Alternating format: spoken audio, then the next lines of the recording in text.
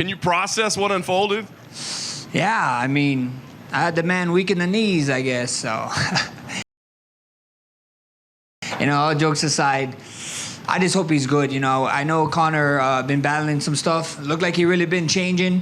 He found God. He had his kids in there, so, during the fight, you could obviously tell his demeanor changed, And I was, shout out to the ref. I was trying to tell the ref sooner, this guy's kids is front row, I don't want to see him take unnecessary damage, trying to stop the fight. But this is how crazy Conor is. The first time he's on the ground, I was punching him. He's like, fight. I was like, okay. That's why I backed up. I said, stand up then. Let's fight. And then he fell back down, and then the fight was called.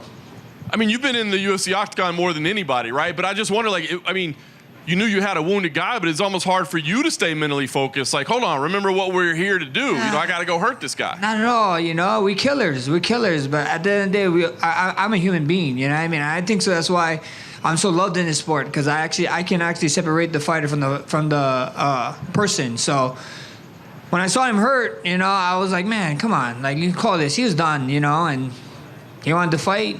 Tried to stand up again, fell back down. I just hope him a speedy recovery, It's all love to him. The man, like I said, is trying to change his life around, so, sending prayers his way. Yeah. You had a better look at it than anybody, and you identified it earlier. Do you think it was that first kick that he threw? Yeah, I mean, I don't know. I did the UFC podcast before I came here, and me and Wonderboy was talking about it. Even with him walking into the octagon, it didn't seem, it just didn't seem like the same Conor, Like, I thought he was stood there to fight, but, like, I thought he'd be a little bit more rowdy, a little bit more crazy. He looked, like, really, really calm, like, super calm. So I was just kind of like, oh, wow, let's see how this goes. And then, of course, I knew he was going to attack me with something, and it was that kick. So, it sucks. Yeah.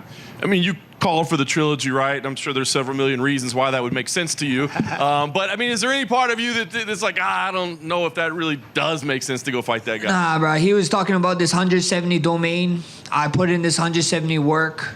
We worked our asses off here, especially after turning around so fast after that March fight, and to come back.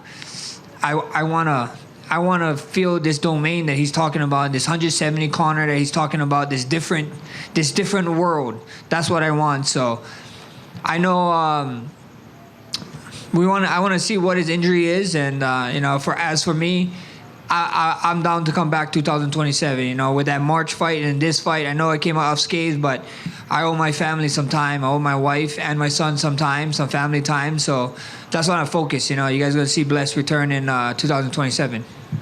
You laid it out, but last thing for me, I mean, there's a case that a lightweight title shot would be kind of interesting. You know what I mean?